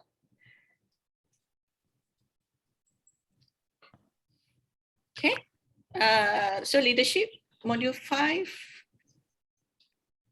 Module 5, ya. Okey, apa-apa kata 18-19 Mei. Tarikh mungkin berubah tapi I plan around Mei lah kot, nak tengok jadual, tak tengok detail. Takut sibuk. Mei sibuk tak? Ada event apa universiti? Mei dah lepas raya. Itulah lepas raya lah tu, 2-3 minggu lepas raya. Bulan raya. Dan satu lagi Julai. Julai ada event besar tak? Hari apa yang sesuai kalau ketua jabatan ni? Julai ada raya haji je. Raya Haji, lepas Raya Haji lah, hujung Julai. 27, 28 ke? 27, 28 Julai, Rabu, Khamis. Ha. Ini face to face lah ni. Ya. Yang Neil tadi tu pun face to face kan?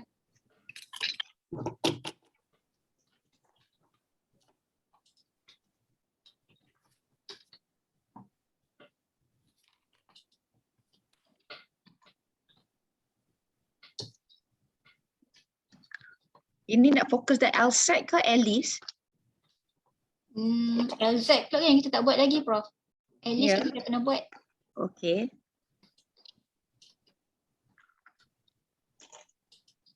Tandingan komputer.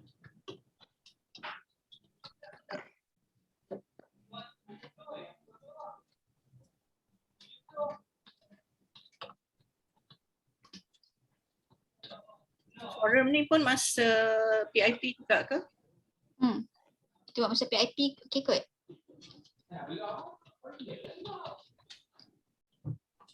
So ini bulan berapa itu? Ogos. Ogos. Ogos.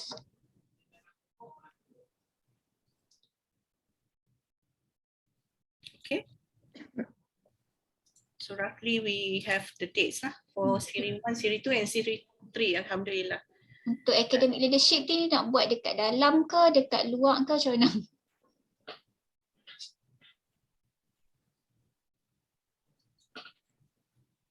Buat kat luar tu kat mana? Nak pergi ke Penang ke? Kalau saya rasa kalau yang leadership tu kan, kalau boleh buat kat luar, buat IP kat luar, dia pun tak sibuk sangat, keluar terus daripada UM. Dia fokus kan, leader-leader ni.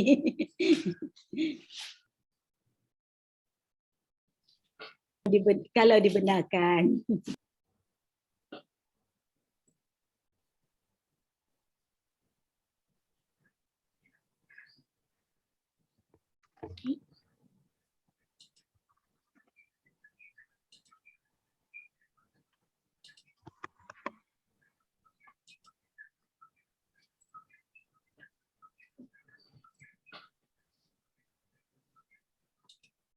Oh, ada bercakap, tak dengar, I baru buka mic tadi tutup. I setuju juga yang Dr. Zaini kata kalau boleh keluar tu, tapi saya difahamkan kena pergi edisi semua tahun ni Tapi kalau boleh keluar tu boleh berkurung sikit dan apa kata, really fokus lah yang dia tak boleh balik.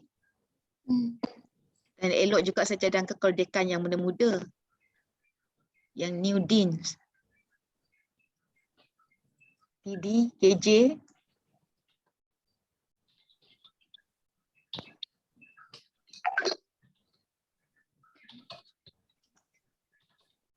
wah, Langkawi, siapa type tu? Setuju sangat. Saya. I baru balik holiday daripada Tanjung Ru, Prof. Punya cantik. Wah, okey, Tanjung Ru, tulis itu, Tanjung Ru. Tanjung Ru Resort, Masya Allah, cantiknya. Ya. I boleh tolong bawa beg kat you.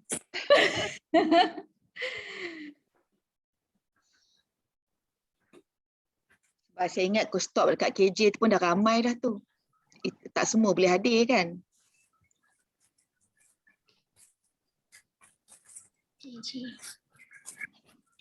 Kita nak target berapa orang, Prof?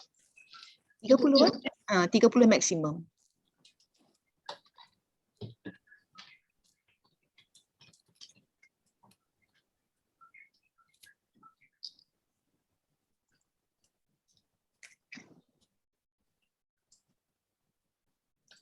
Dekan sini macam Prof Aziz tu tak payahlah. Dia jadi fashion.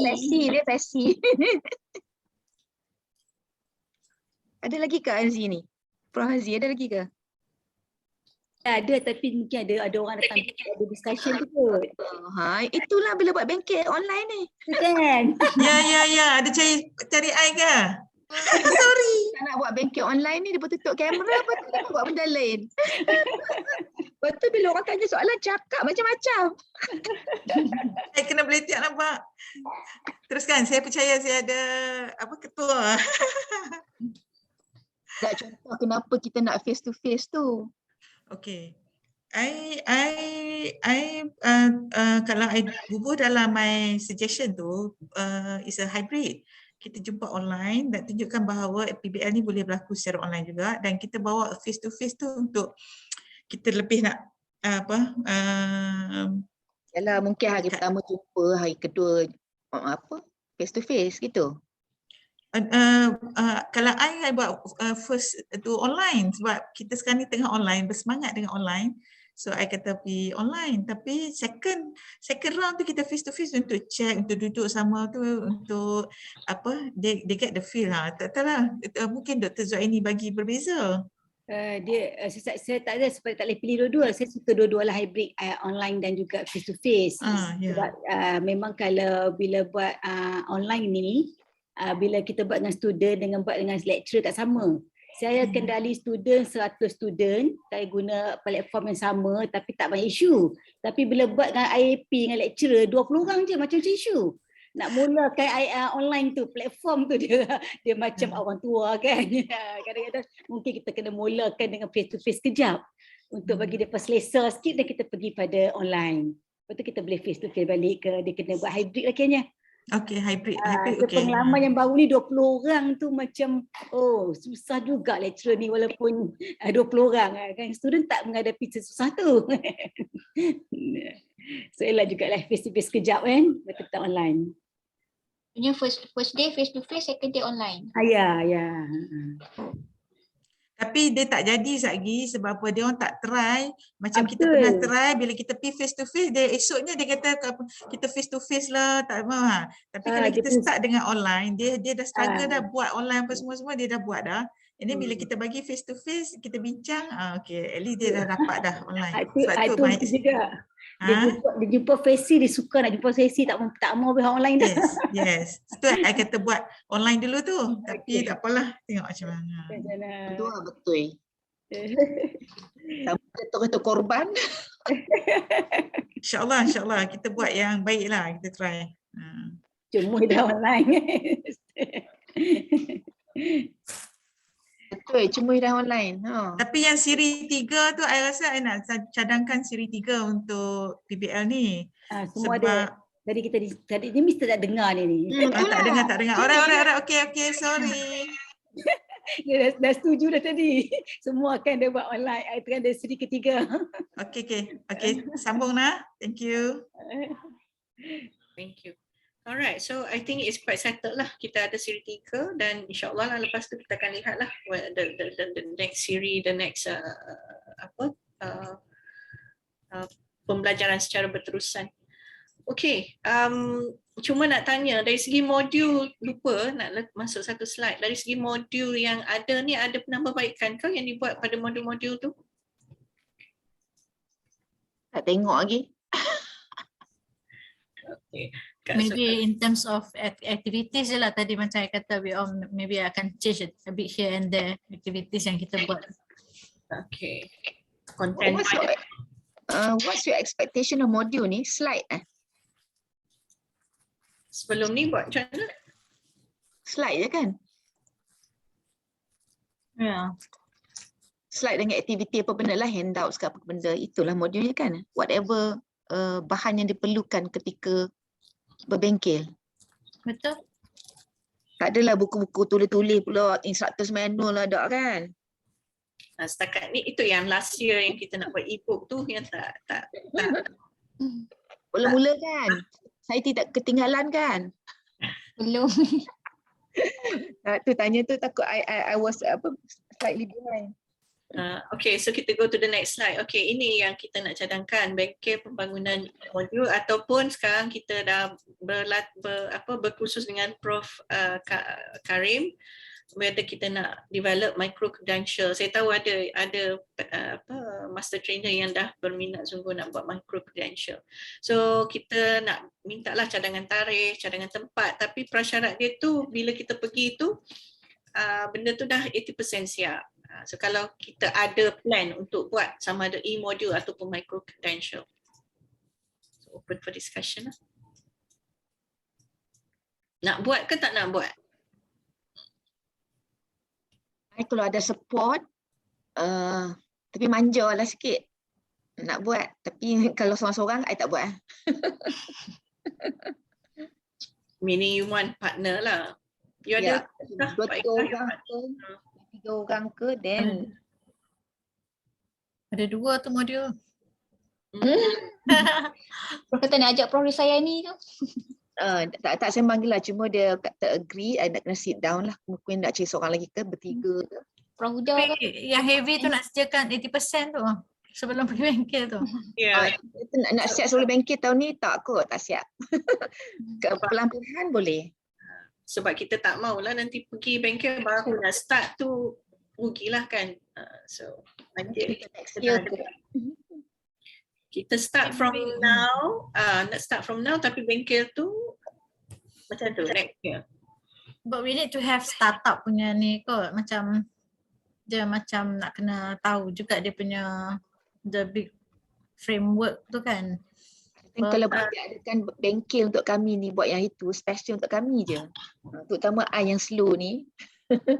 Duduk bawa bahan, apa step 1, step 2. Ni nak buat apa ni? Micro credential ke? Kalau Kak Arah nak buat micro credential lah.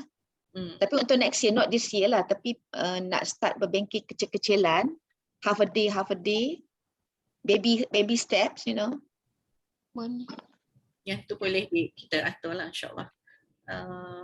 So kita buat dua bengkel lah. Satu bengkel untuk yang start up, satu lagi yang nak complete. Boleh kot macam tu.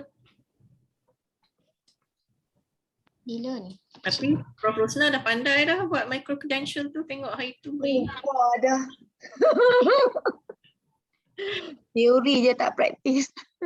Okay, bagi nak buat bagi cantik tu, nak ada apa designer yang cari kita ada bahan tapi nak jadi cantik macam Prof Karim buat tu. Aduh.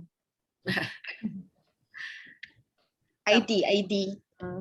Apa, ramai je designer yang boleh tolong insyaAllah. I mean, yeah. Okay, so cadangan tarikh for the first startup. Dan antara 2 tarikh tu berapa tempoh dia nak siapkan 80% tu?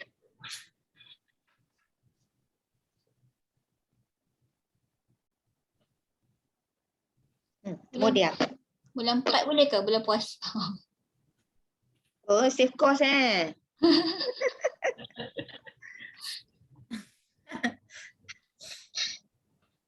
Half a day je kan? Half day je sebab bulan 3 ada combo. Full. Ya, sibuk. Boleh kot. Bila? Ini nak buat apa kata? Ni startup. Micro credential kan? Intro apa benda tu dah? Buat dia punya tapak dia. Boleh. April okey? 13 April okey tak? So far kalender okey lah. Okay.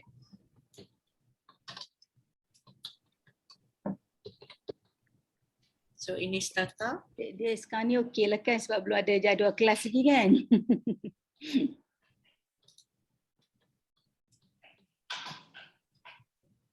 Ni dalaman je lah. Dan yang kedua tu.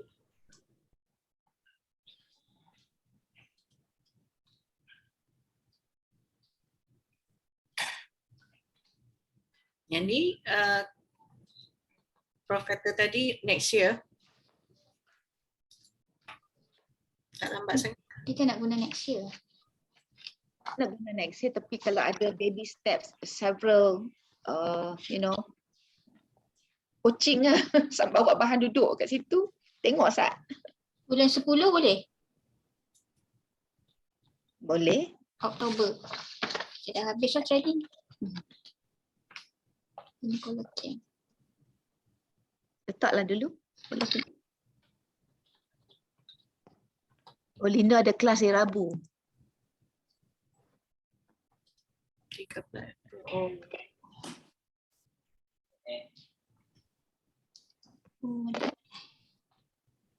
So 13.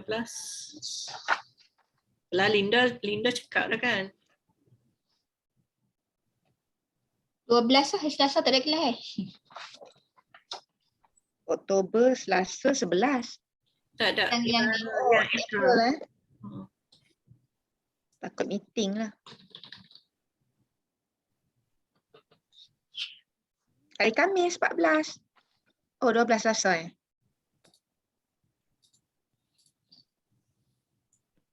Okay. And then yeah, October tu another, ini yang the final one ke apa ni? Bukan. Ke another baby step. Another baby step kot, jangan final terus.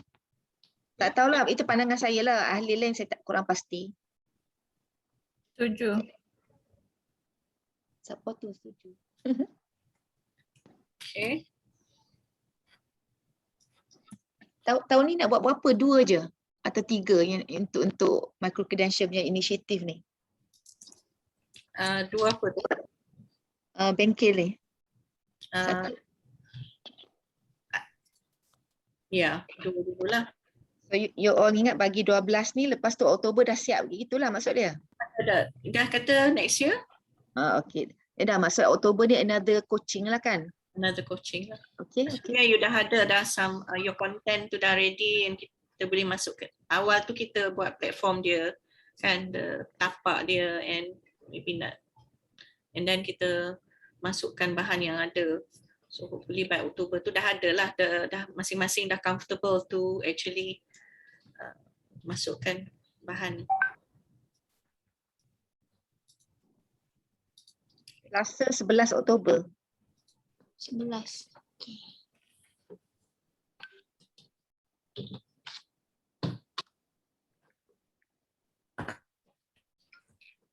Antara kata kami try TV tu okey. Syed.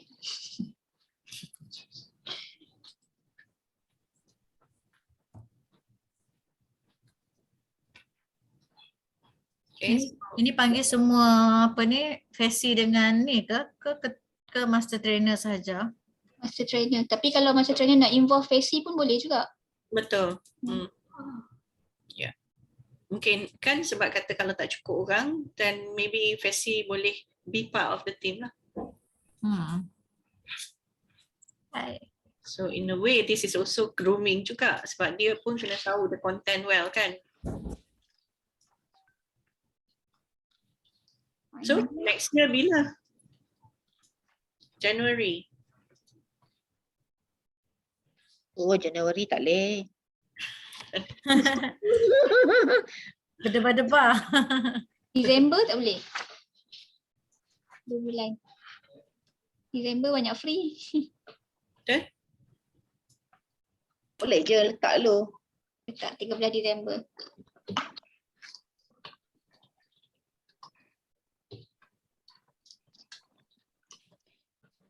Yang ni yang 80% siap tu kan, yang nak menyiapkan.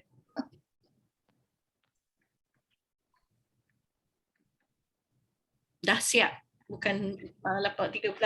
Kiranya masa 13 Disember tu dah ada 80% lah. Oh. Sis cuba. Ya, insyaAllah. Ayo.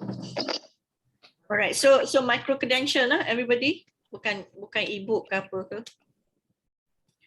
Alright, senang lah supaya kita train benda yang sama. Okay. Alright, next. Adakah goal micro credential ni untuk market this outside as well? That's the whole point yang I faham macam tu lah. In the long run. Kita nak buat ni untuk orang luar juga. Hopefully, yeah. That's the goal. Tapi ada charge lah nanti untuk orang luar. Kena ada business modelnya lah. UTLC tolong fikirkan nanti.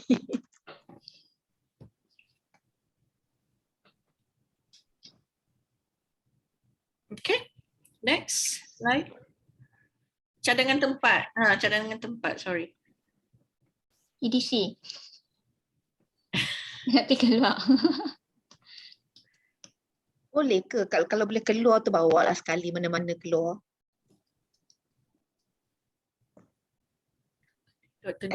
Especially on 11 tu. Oh tapi itulah kena ada internet connection lah apa masuk bahan. Yeah, strong connection. Atau Macam mana, nak cadang sekarang ataupun nak maybe balik buat homework, cari-cari? Sebab kita pun tak tahu situation sekarang. Ya. Ikut je, ikut majoriti saya. Ya, Evi. Tadi Dr. Nasihat cadang apa? Tanjung Ru. Langkawi. Ya. Setuju sangat. Kok dapat angin berderu tu, semangat kuat. Ataupun Pulau Tioman. Oh.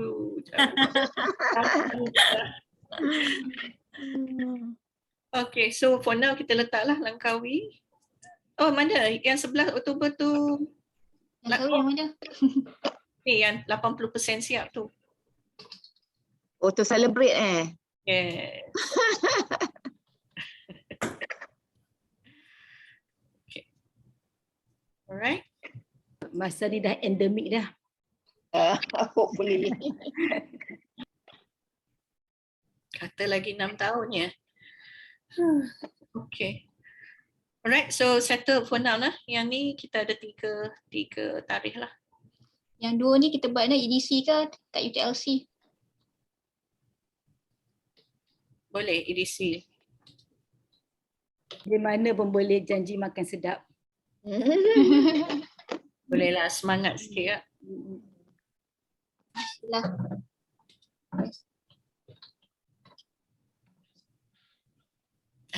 Diet. Tapi ni bulan puasa. Pack berbuka puasa. Oh, puasa. Tapi ni half day je kan? 12 yang startup tu half day je. Half day je. Kita bagi kurma lah. Tak mau Ke raya, mahal sikit telur mahal lah ni. Bagi ke raya. Kurma mesti dah ada lah kan? Kan. Dia demand tu. Banyak kan ni. Okay. Alright, next. Startup buat di UTLC pun okey. Bagus Dr. Hasbullah. Okay. UTLC. Alright.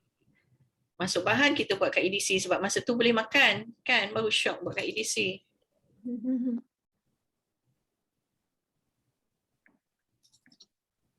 Okay.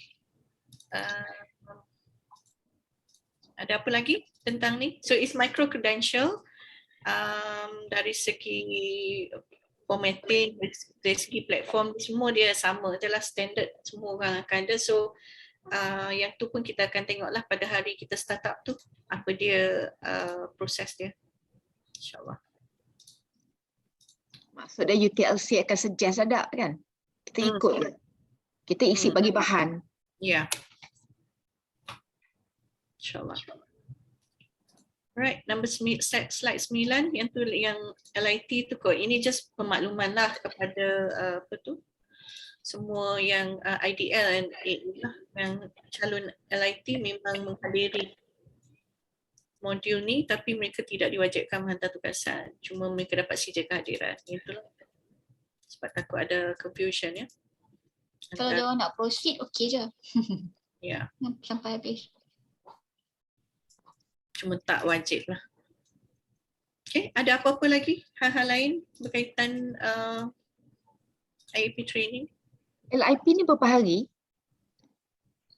LIT sepanjang tahun Prof. Sebab dia ada banyak modul.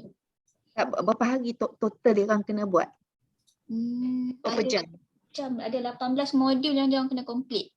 Oh, 18 modul? 18 modul, lepas tu dia kena submit teaching portfolio dengan buat satu MOOC.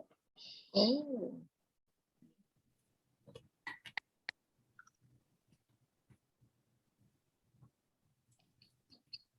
Berapa kali pertemuan Ada yang kena 2 kali, ada yang sekali je. Ada yang 6 jam saja, ada yang 8 jam. Ada yang 12 jam, ada modul-modul je. Oh, modul yang 18 tu.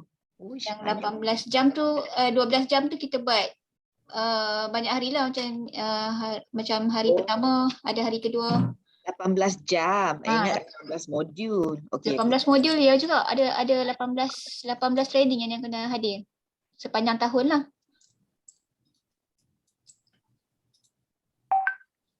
18 tu terpulang pada dia pilih ke ada kita memang ada yang tertentu je? Kita dah set dah, dia ada modul dia. Okay. Macam yang baru ni kita buat coaching. Coaching 6 jam.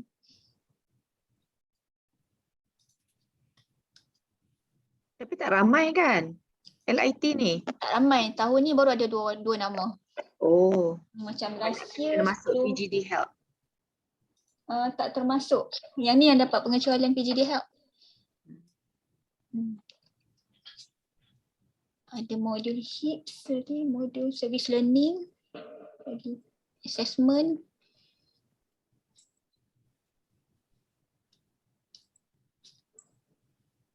Last year 8.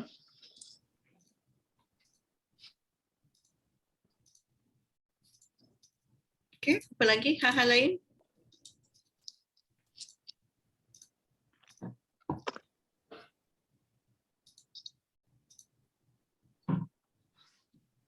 Kalau tak ada apa, cuma lagi nak pergi lunch kat mana?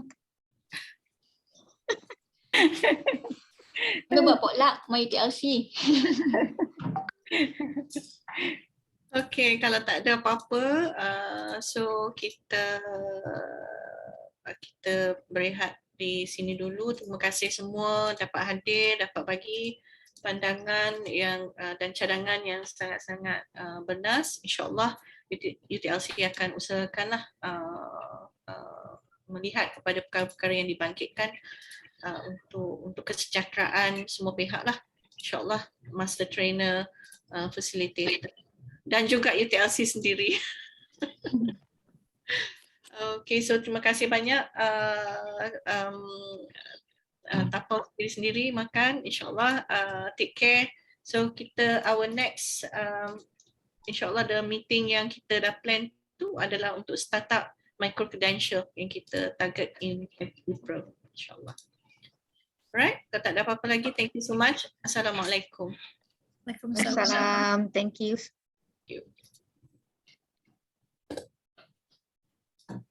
Ada yang tak sempat scan attendance tak?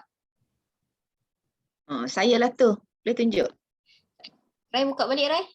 Sana, saya share. Tadi ingat meeting pukul 10.